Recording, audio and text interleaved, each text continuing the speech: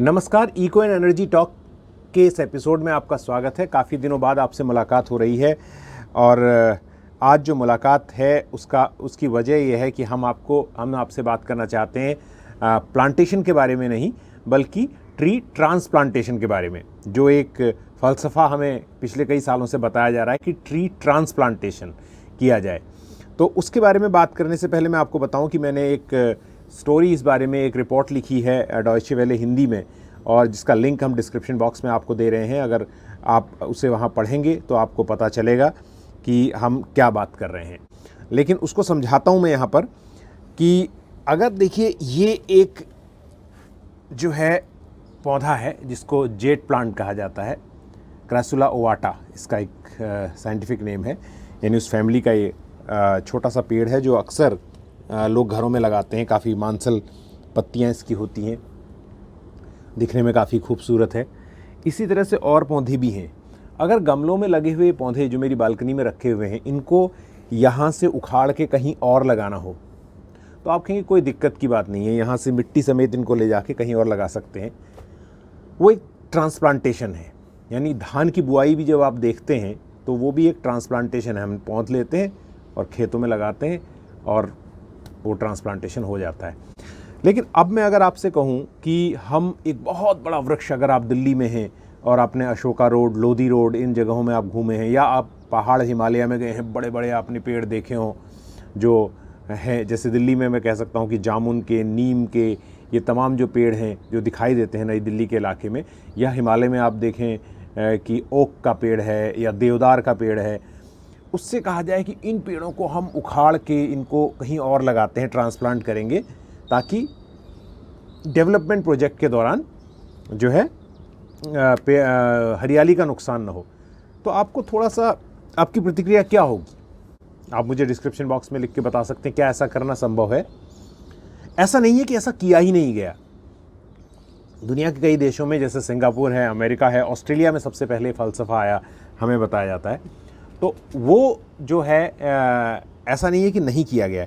लेकिन अभी दिल्ली सरकार ने कुछ दिन पहले, पिछले हफ्ते, उनकी कैबिनेट ने ये पास किया कि जितने भी डेवलपमेंट प्रोजेक्ट के दौरान पेड़ जो कटने की स्थिति में होंगे, यानी जिनको हटाया जाना होगा, उनको काटा नहीं जाएगा, उनको ट्रांसप्लांट करना पड़ेगा जो भी डेवलपमेंट करेगा उसको। और वो 80%, यानी अगर 100 पेड़ उसकी जद में आ रहे हैं तो उसमें से कम 80 पेड़ उन्हें ट्रांसप्लांट करने पड़ेंगे, और उसमें से 80 पेड़ सर्वाइव करने चाहिए। यानी कि मान लिया जाए कि 100 में से 80 आपने ट्रांसप्लांट किए, और तो 80% उसका 64, यानी 100 में से 64 पेड़ तो बचेंगे। ऐसा सरकार मान के इस पॉलिसी को लेकर आई है। मैं इसलिए अब ये अपनी वो स्टोरी जिसका मैं जिक्र कर रहा था, उसे मैं आपके लिए खोल रहा हूँ, जिसको आप डिस्क्रिप्शन बॉक्स में पा सकते हैं।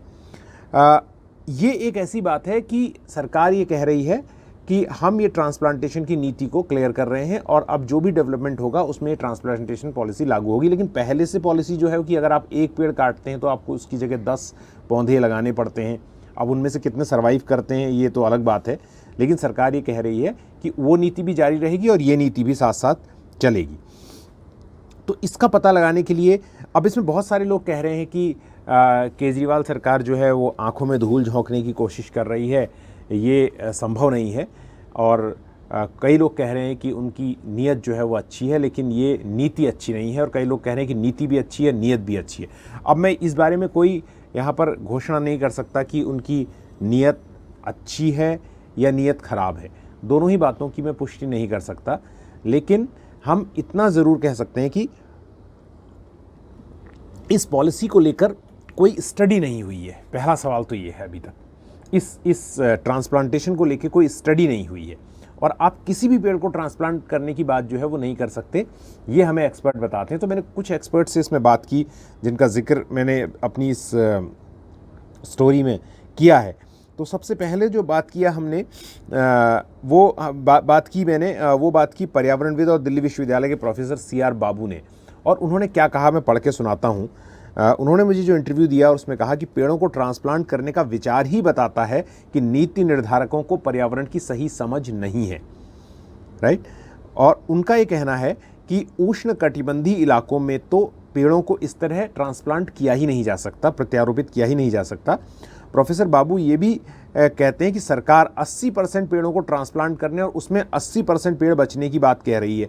लेकिन सबसे पहले आपको ये समझना होगा कि दिल्ली में ज़्यादातर पेड़ काफ़ी पुराने हैं, जिनकी उम्र 100 साल से अधिक है। ऐसे पेड़ों को ट्रांसप्लांट करने के लिए आप उन्हें कैसे निकालेंगे जिनकी जड़ें काफ़ी फैली हों? फिर आप उनकी विशाल शाखाओं को काटना होगा, यानी जो कैनोपी होती है ऊपर, उसकी बात वो कर रहे हैं, उसको काटना होगा। फिर उसको ले जाकर आप कहीं लगाएंगे, तो क्या वो पेड़ बचेंगे? ये उनका क्वेश्चन है। और दूसरा ये नहीं है कि आप कोई भी पेड़ उठा के कहीं पर भी लगा दें, ये भी पॉसिबल नहीं है। तीसरी चीज़ ये है कि दिल्ली में जगह कितनी है लगाने के लिए। दिल्ली तो ऑलरेडी, दिल्ली का तकरीबन 30% हिस्सा जो है वो सड़कों, अंडर रोड है। और ये जो डेवलपमेंट प्रोजेक्ट जिनकी बात करें, ज़्यादातर इसमें हाईवे ही आएंगे, डेवलपमेंट के ऐसे ही प्रोजेक्ट आएंगे, इंडस्ट्री तो दिल्ली में है नहीं।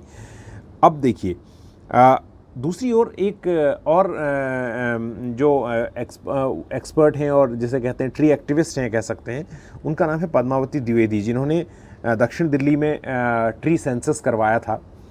और उनका कहना है कि उन्होंने वही सवाल उठाया जो मैंने बात में कही थी। उन्होंने कहा कि ट्रांसप्लांटेशन को लेकर कोई स्टडी नहीं की गई है और जहाँ तक हमें मालूम है कि ये प्रयोग अब तक कामयाब नहीं हुआ है।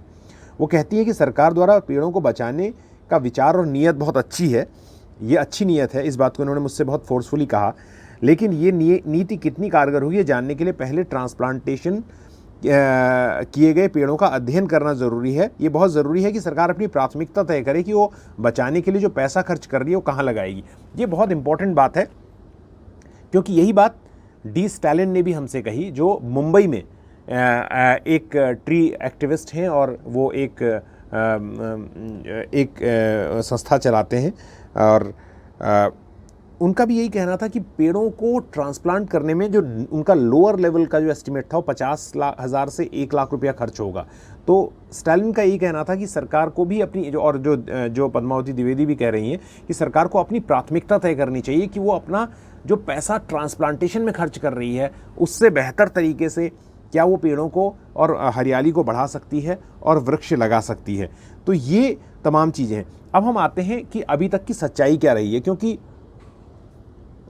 ऐसा नहीं है कि ट्रांसप्लांटेशन जो है वो पहली बार ये आइडिया आया। ये आइडिया बहुत पहले से, कॉमनवेल्थ खेलों के दौरान भी ट्रांसप्लांट किया गया, उनमें से ऑलमोस्ट कोई पेड़ नहीं बचा, ये कहा जाता है।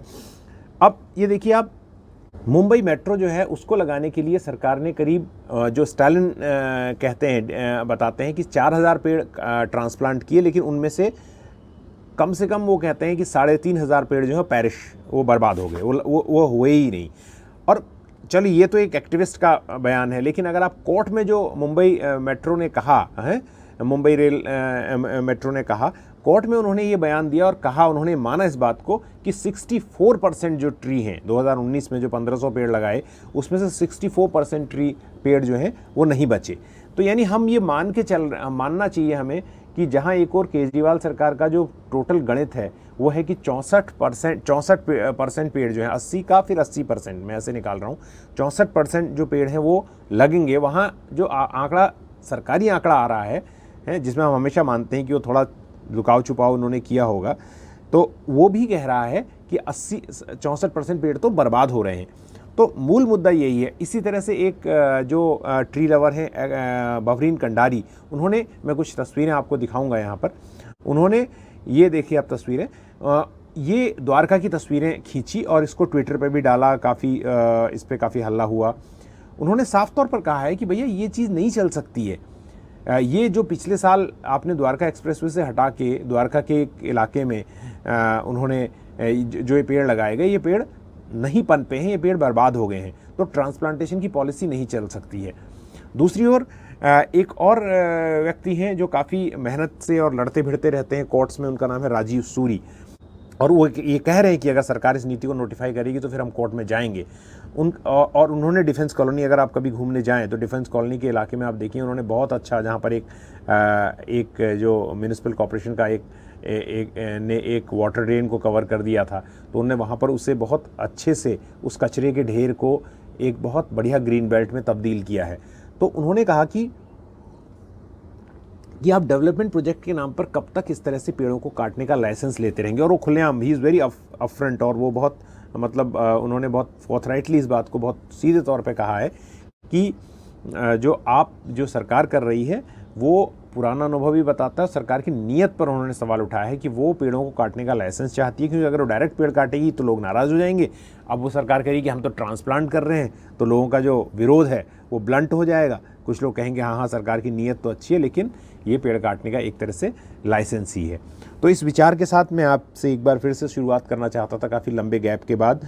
आपको मैं एक और बात बताऊं कि मैं डिस्क्रिप्शन बॉक्स में आपको एक और वीडियो का लिंक दे रहा हूं, कैसे एक पुनर्जीवित किया जाता है एक डेड इकोसिस्टम को। उसका उदाहरण है अरावली बायोडाइवर्सिटी पार्क, जहाँ पर मैंने विजय धस्माना से बात की है। पहले आप मेरी ये स्टोरी पढ़िए जो मैंने अभी आप जिसका जिक्र किया, ट्री ट्रांसप्लांटेशन, फिर उस ट्रांसप्लांटेशन को लेकर, और फिर आप उस वीडियो को देखिए और मेरे साथ जुड़े रहिए। इसको सब्सक्राइब कीजिए, लाइक कीजिए, लोगों को बताइए इस चैनल के बारे में।